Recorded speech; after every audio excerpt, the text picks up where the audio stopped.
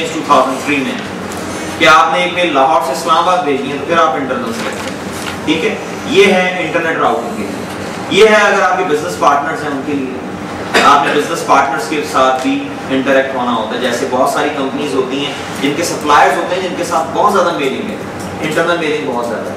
ठीक है, बास कंपनीज होती है ना, एक कंपनी है जो रॉ मटेरियल किसी और कस्टमर से परचेज कर रही है और उस कस्टमर से उसका इंटरेक्शन इतना ज़्यादा है कि इंटरनल मेल इतनी ज़्यादा है कि आप कहते हैं कि इसके लिए हम सेपरेट रूल बना दें।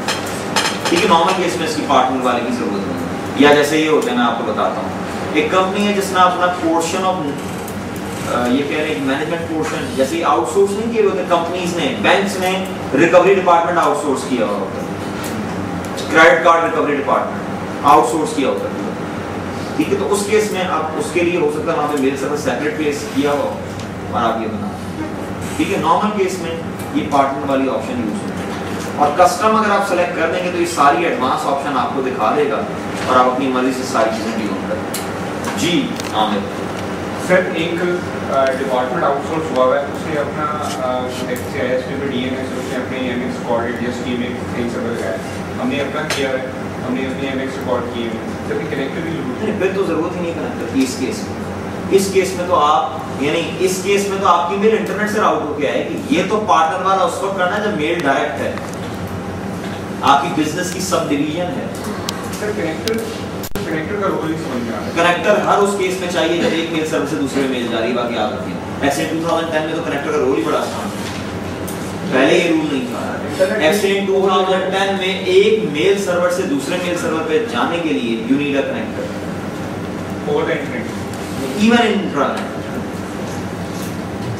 ठीक है, इसमें अगर हम इंटरनेट यूज कर चाहे इंटरनल, आपको पता है ये पुराने एक्सचेंज सर्वर में ये ऑप्शन ही नहीं थी इंटरनल की। कनेक्टर होता था बस, उसके पैरामीटर डिक्टेट करते थे कि किस तरह से यूज हो। ये अब आई ऑप्शन इंटरनल की कि even in case of internal email routing आपको इसकी जरूरत है, कनेक्टर चाहिए। सर इंटरनल रीड कर दें, इंटरनल हम क्यों यूज करेंगे? मेल लाहौर से इस्लामाबाद जाने के कनेक्टर चाहिए विद इन ऑर्गेनाइजेशन। अगर सिंगल एक्सचेंज है तो, अगर सिंगल एक्सचेंज है तो, अगर सिंगल एक्सचेंज है तो फिर कनेक्टर क्यों बनाएंगे यार? सर मैंने अभी एक बात बताई कि एक मेल सर्वर से दूसरे मेल सर्वर पे मेल भेजने के लिए कनेक्टर चाहिए। सर अगर मल्टीपल डोमेन से है तो उनकी जो गलत कर रहे हो सवाल, सोच लो पहले जो पूछ रहे हो। सर कनेक्टर का बेसिकली एक मिनट ठहर जाए जरा। जी जीशान, मल्टीपल डोमेन है, मेल सर्वर एक ही है, कनेक्टर बनाएंगे हम? क्या हो गया? नहीं, मैं ये कह रहा हूँ कि अगर आपके पास जैसे एक आपका एक्सचेंज लगा हुआ है लाहौर में, एक कराची में, एक इस्लामाबाद में, ठीक है, कनेक्टर चाहिए, कनेक्टर चाहिए, हर केस में कनेक्टर चाहिए, जो मर्जी कर ले कनेक्टर चाहिए। ठीक है, अब उनकी तो MX की एंट्रीज भी अपनी होंगी। नहीं, MX एंट्री कहाँ से आ गई? नहीं है MX एंट्री, फिर भी कनेक्टर चाहिए। MX एंट्री तो उस वक्त आएगी ना जब बाहर से मेल आ रही है।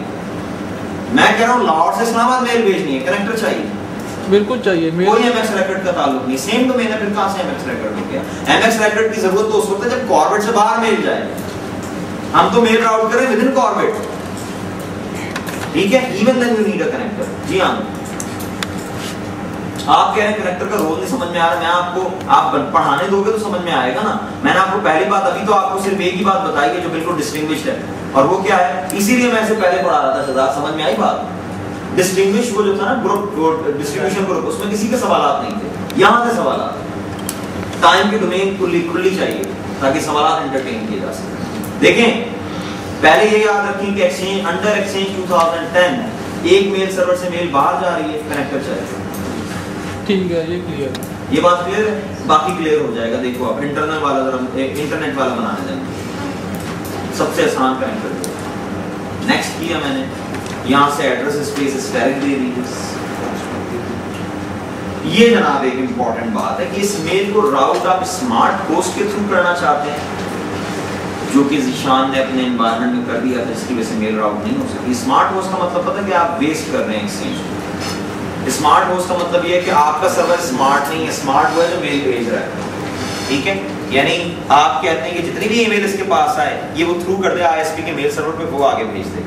और ऐसा उस वक्त आप करते हैं जब आपका DNS जो है वो तमाम डोमेन्स को रिजॉल्व नहीं कर सकता। ठीक है, तो याद रखें प्रेफर्ड ऑप्शन ये होगा। देखें, एक केस तो ये है, रौला किसका है? MX रिकॉर्ड का।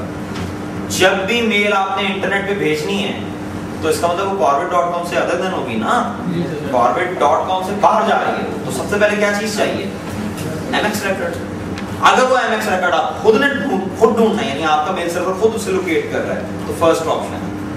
और अगर आप ISP के थ्रू कर रहे हैं तो इसका मतलब है जैसे ही मेल इस पे आएगी, इसने कुछ नहीं करना, इसने कोई MX record लोकेट नहीं करना, इसने उस मेल को सीधा ISP भेज देना, आगे उसकी उसको करेंगे ना। 1 मिनट रुकिए,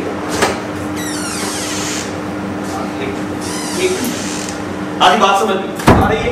अब ये मैं राउट जी, इसका मतलब है कि अगर हमने DNS आउटसोर्स किया है या ISP का यूज कर रहे हैं तो उस केस में हमें इन एनी केस यही वाला यूज करना है।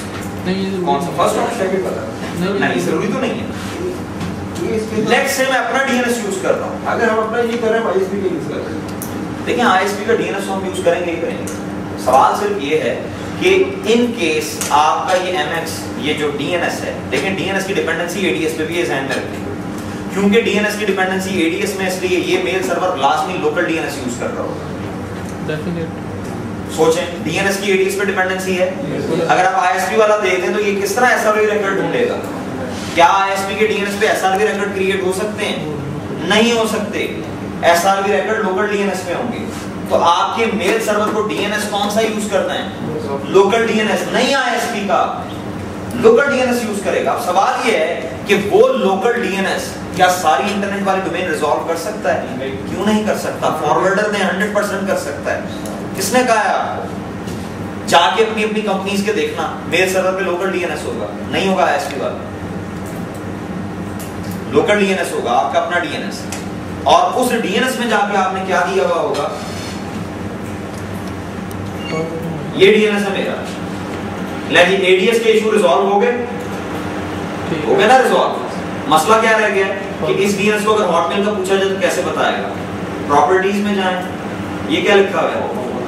यहाँ पे ISP दें, ISP का IP एड्रेस दें DNS का, और इसके लिए कोई पैसे नहीं देने होते ISP को, खुद अगर सारे रिजॉल्व कर, इसके पास क्यूरी आएगी, अगर फॉरवर्ड किए खुद रिजॉल्व कर देगा, और अगर अदर देन फॉरवर्ड है तो 3 ISP